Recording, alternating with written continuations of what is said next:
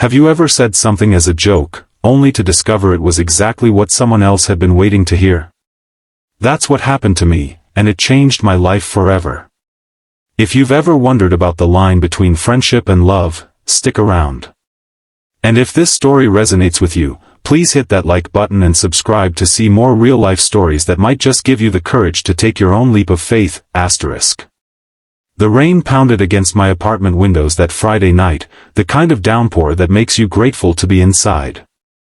Emma sat cross-legged on my couch, her dark hair piled messily on top of her head, wearing the same faded university sweatshirt she'd had since we met in freshman year, 8 years ago. We were halfway through our traditional movie marathon, surrounded by empty takeout containers and the comfortable silence that only exists between people who don't need to fill every moment with words.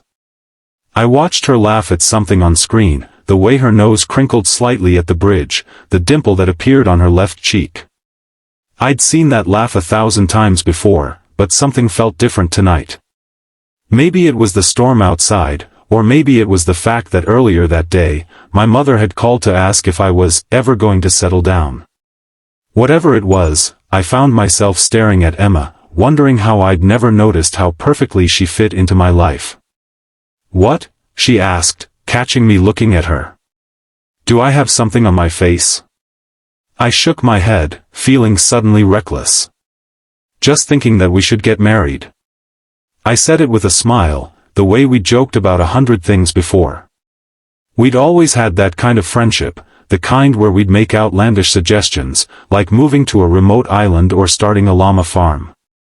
This was just another one of those moments. Or so I thought. Emma's expression changed. The laughter faded from her eyes, replaced by something I couldn't quite read. She set down her wine glass carefully, as if afraid it might shatter. "I thought you'd never ask," she said quietly. The movie continued playing, but neither of us was watching anymore. The room seemed to shrink around us, the air charged with something new and terrifying and wonderful. "Emma, I started to explain that I was joking, but stopped myself. Was I? Had I really been joking, or had I finally said aloud the thing I'd been too afraid to acknowledge? "Were you?" she asked, as if reading my thoughts. "Just joking?" I looked at her, really looked at her, and realized that the answer to that question would change everything between us. The safe harbor of our friendship was behind me, and ahead lay uncharted waters. I could turn back, laugh it off, preserve what we had. Or I could step forward into something unknown. "No," I said finally. "I don't think I was." Emma and I had met during orientation week at university. I was the awkward engineering student who'd gotten lost trying to find the campus bookstore. She was the confident literature major who'd noticed me passing the same coffee shop 3 times and finally took pity on me. "You look like you're walking in circles," she'd said, falling into step beside me. "That obvious, huh?" "Only to someone who's been watching you for the past 15 minutes, she'd replied with a smile that immediately put me at ease. That was the beginning. We became inseparable after that, study partners, roommates, each other's emergency contact. We helped each other through failed exams and failed relationships. When my father died during junior year, Emma sat with me through nights when grief made sleep impossible. When she didn't get into her dream graduate program, I drove her to the beach at midnight so she could scream her disappointment into the waves. We knew each other's coffee orders, allergies, and deepest fears. We had inside jokes that no one else understood and could communicate volumes with just a glance. Everyone assumed we were a couple, and we always laughed it off. Us? Dating? That would be like dating my brother, Emma would say. We'd kill each other within a week, I'd add. But the truth was more complicated. There had been moments, brief, electric moments, when something shifted between us. A lingering hug, a look held too long, a casual touch that didn't feel casual at all. We'd always pulled back from those edges, retreating to the safety of our friendship. Until that rainy night when I jokingly proposed and she'd seriously accepted. How long?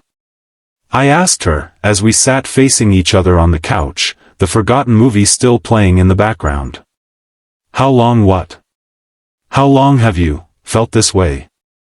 Emma tucked a strand of hair behind her ear, a gesture I'd seen countless times but now seemed newly intimate. Remember that road trip we took after graduation? When we got lost in that little town in Vermont and ended up staying in that bed and breakfast with the weird cat paintings everywhere? I nodded. We'd been driving to a friend's wedding and taken a wrong turn.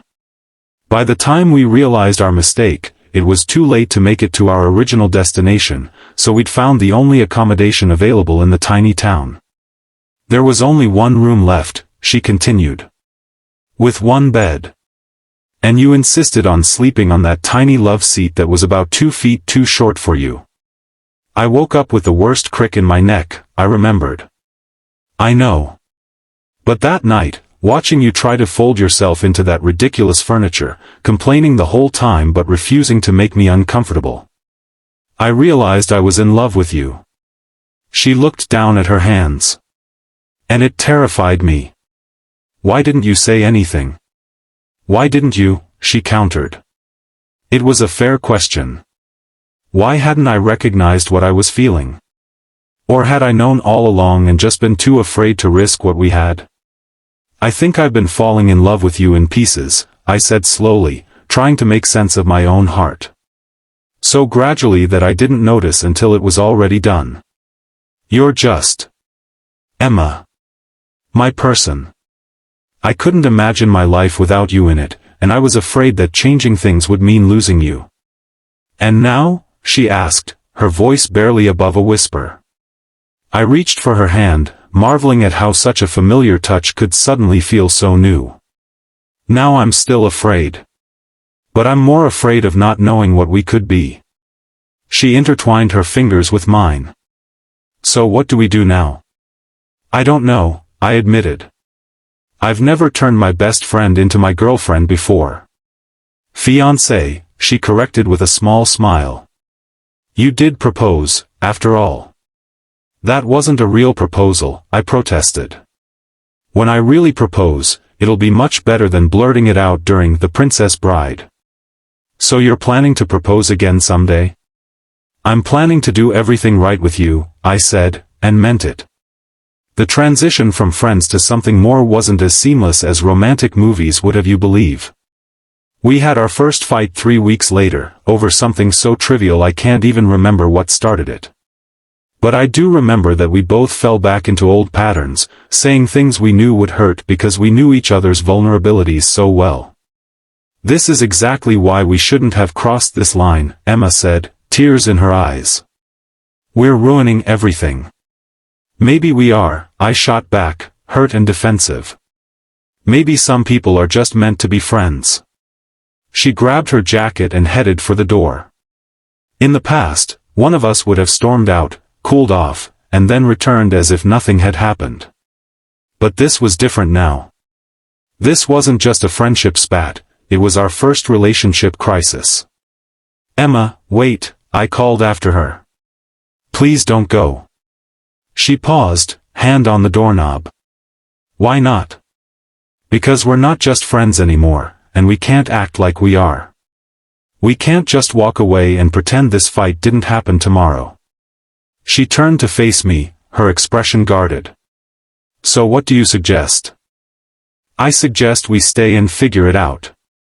Even if it's hard. Even if it's messy. Because what we have is worth fighting for. She hesitated, then slowly removed her hand from the doorknob. I'm scared, she admitted. I'm scared that if we can't make this work, I'll lose my best friend too. I crossed the room to her. I'm scared too. But I think maybe that's okay. Maybe being scared together is better than being safe apart. That night, we talked for hours. Really talked, in a way we never had before.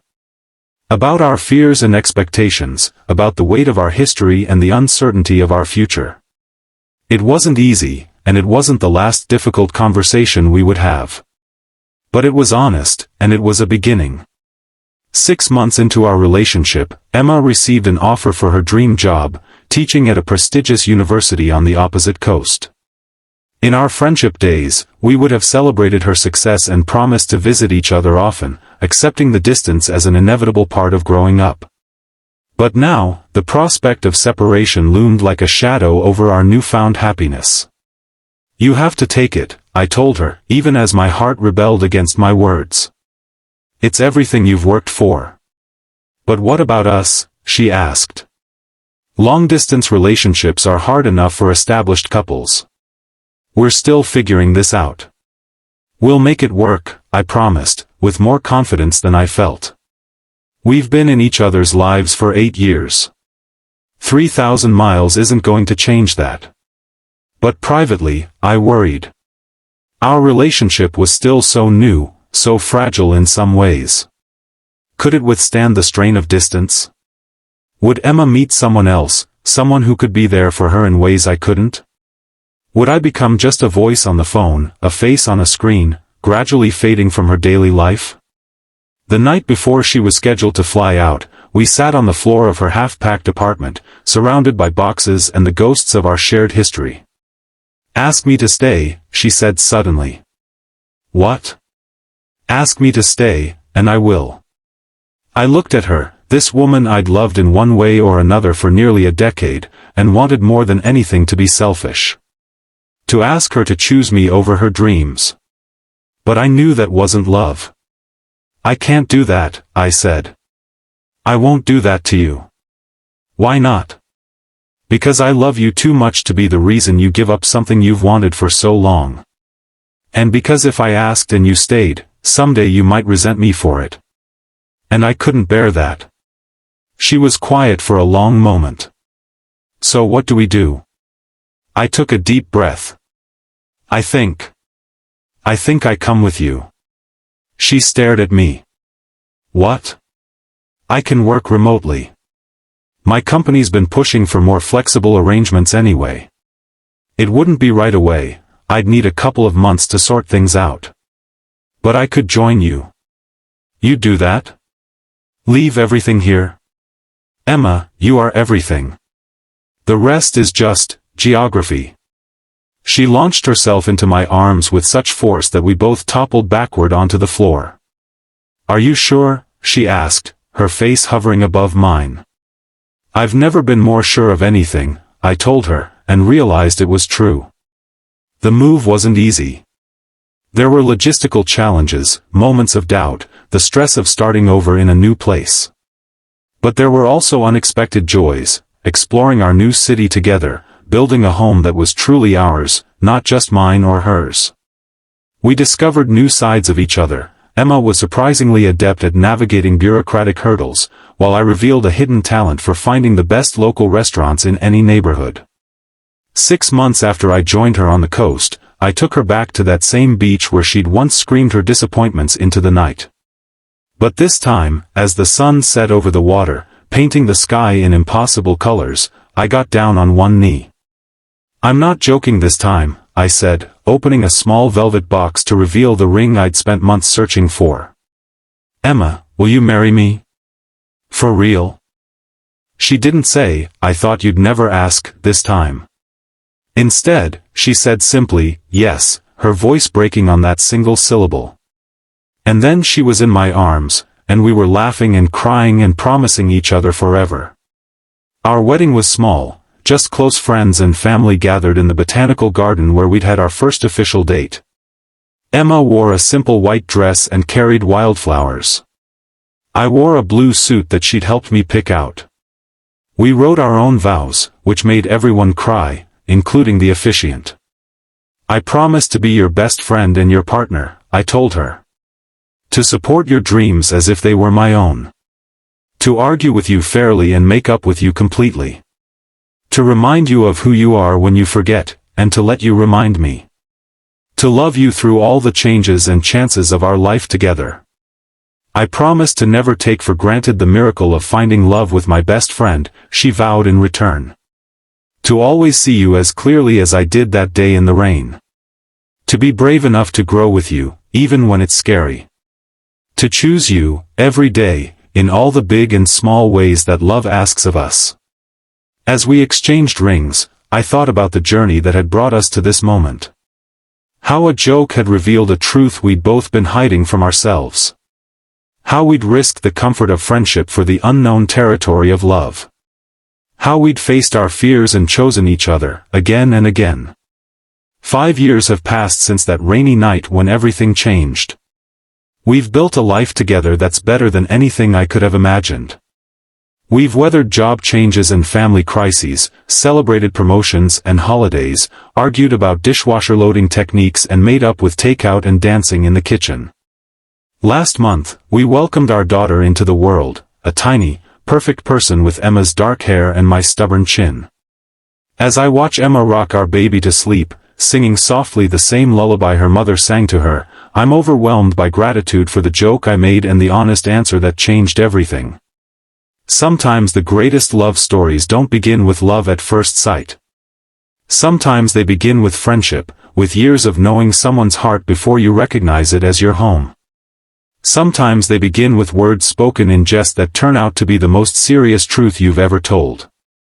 And sometimes, if you're very lucky, they don't really have an ending at all, just a lifetime of beginnings, of discovering new ways to love the person who's been there all along.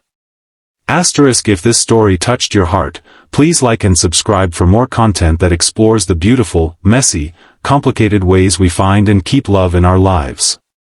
Remember, sometimes the greatest risks lead to the greatest rewards, and sometimes the love you're looking for has been right beside you all along.